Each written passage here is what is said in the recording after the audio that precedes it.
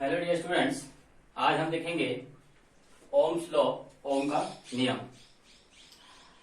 German के वैज्ञानिक George Simon ओम ने 1826 में किन्हीं भी धातु चालकों के सिरों के मध्य विभवांतर आरोपित करने पर उसके संगत उसमें बहने वाली धारा के संबंध में एक नियम याद किया, जिसे हम ओम का नियम कहते हैं। ओम ने विभिन्न धातु चालकों यानी कि अलग अलग धातु के चालकों को लिया और उसके सिरों के मध्य अलग अलग विभवांतर को लगा करके उसके संगत जब उसमें बहने वाली धारा को ज्ञात किया और इसके पश्चात उन्होंने जब विभवांतर के इन विभिन्न मानों और धारा आई के मध्य एक ग्राफ खींचा तो यह ग्राफ उनको एक स्ट्रेट लाइन में सरल रेखी मिला। इस प्रेक्षण के आधार पर उन्होंने ओम्स का नियम दिया। इस नियम के अनुसार किसी भी परिपथ के सिरों के बीच आरोपित विभवांतर यदि हम उस चालक की भौतिक परिस्थितियों को या भौतिक स्थितियों को ना बदलें, भौतिक स्थिति यानी कि जैसे ताप हो गया, उसका आकार हो गया, यदि हम किसी चालक के भौतिक अवस्थाओं यानी कि ताप, आकार आदि में कोई परिवर्तन ना करें तो इस स्थिति में उसके सिरों के बीच जो आरोपित विभवांतर होता है वह उसमें प्रवाहित धारा के समानुपाती होता है। अर्थात जैसे जैसे आप वोल्टेज को इंक्रीज करेंगे वैसे वैसे करंट भी इंक्रीज होगा और जैसे जैसे आप वोल्टेज को डिक्रीज करेंगे वैसे वैसे करंट भी क्या होगा, उसी अप्रोक्स डिक्रीज होता जाएगा। इसको अगर हम लेते हैं V इक्वल टू, यहां आता है प्रोपोर्शनल के साइन को हटाते तो यहाँ पे कांस्टेंट आता R I, या V equal to I R, जहां यह R कहलाता है चालक का वैद्युत प्रतिरोध, चालक का वैद्युत प्रतिरोध। तो इस प्रकार से ओम के नियम के अनुसार किसी भी चालक के सिरों के मध्य आरोपित जो विभवांतर होता है वह उसमें प्रवाहित धारा और उसके प्रतिरोध के गुणनफल के बराबर होता है। इस नियम को हम ऐसे भी कह सकते हैं, जहां R चालक का वैद्युत प्रतिरोध कहलाता है। और यह जो ओम का नियम है यह केवल धातु चालकों यानी जो धातु चालक होंगे उन्हीं के लिए लागू होगा।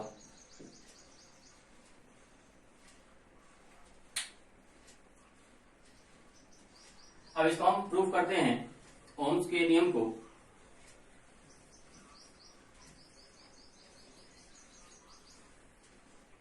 मान लेते हैं हमारा कोई चालक है, एक तार है कोई,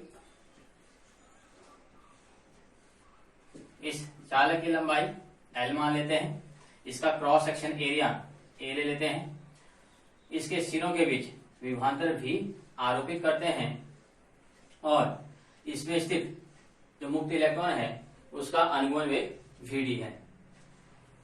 तो हमने ज्ञात किया था कि विभवांतर V आरोपित करने पर जो प्रवाहित धारा होती है यह धारा I और जो इलेक्ट्रॉन का अनुगमन वेग होता है Vd, इसमें संबंध होता है I equal to minus NeAV-T। इसको इक्वेशन फर्स्ट कर लेते हैं। और पिछले टॉपिक में जैसे कि हमने देखा कि मुक्त इलेक्ट्रॉन का अनुगमन वेग, मुक्त इलेक्ट्रॉन का अनुगमन वेग, और मुक्त इलेक्ट्रॉन का अनुगमन वेग आपका होता है Vd equal to minus EE upon M into tau, equation second.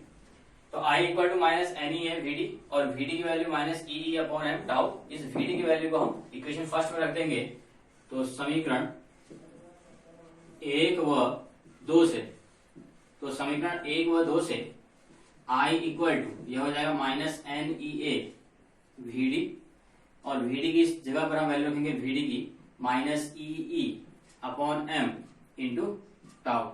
ये माइनस से माइनस प्लस हो जाएगा, यहां हो जाएगा N E into e square A E tau upon M।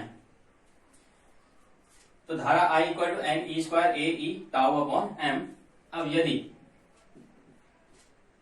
चालक के सिरों के मध्य आरोपित विभवांतर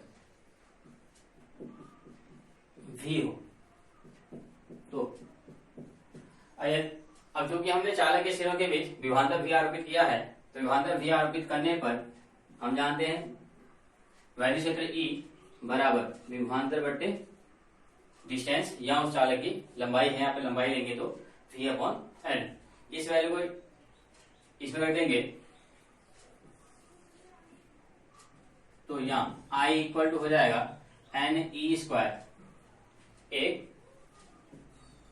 अब A की जगह पर हम E की वैल्यू रख देंगे V/L, तो V/L into tau upon M, यानी कि यह हो जाएगा I equal to NE²A, tau को आगे ले लेते हैं, अपॉन ML इंटू V।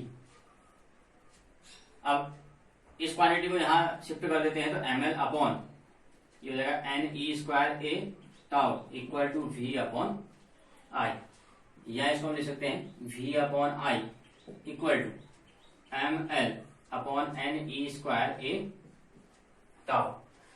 अब देखिए इसमें M इलेक्ट्रॉन का द्रव्यमान है और इलेक्ट्रॉन का द्रव्यमान 9.1 × 10⁻31 होता है, यह फिक्स रहेगा। L चालक की लंबाई है, तो जो हम जिस चालक को हम लेंगे उसकी जो लंबाई है वह नियत रहेगी। N नंबर ऑफ इलेक्ट्रॉन उस धातु चालक के लिए फिक्स रहेंगे, नियत रहेंगे। E इलेक्ट्रॉन का आवेश है, नियत रहेगा। A जो तार हमने लिया है उसमें धारा अगर हम प्रवाहित कर रहे हैं तो उसका जो क्षेत्रफल है वह कांस्टेंट रहेगा, और टकराव के यानी कि दो इलेक्ट्रॉनों के टकराने के बीच का जो टाइम और रिलैक्सेशन है, शांति काल, वह भी फिक्स रहेगा। यानी कि ये पूरी होल क्वांटिटी क्या हो जाएगी, कांस्टेंट रहेगी एक धात्विक चालक के लिए। तो इसलिए ML अपॉन NE²A टाउ यह हो जाएगा कांस्टेंट, और यही कहलाएगा चालक का प्रतिरोध R, यानी कि यही जो कारक हैं यही धारा के मान को बढ़ाने और घटाने में कारक होंगे, जिसको हम प्रतिरोध R कह देंगे। अतः V/I और यह हो जाएगा इक्वल टू R, यानी कि V इक्वल टू IR, या इसको कहते हैं V प्रोपोर्शनल टू I, यानी कि चालक के सिरों के मध्य आरोपित विभवांतर उसमें प्रवाहित धारा के अनुक्रमानुपाती होता है, या चालक के सिरों के बीच आरोपित विभवांतर प्रवाहित धारा और प्रतिरोध के गुणनफल के बराबर होता है।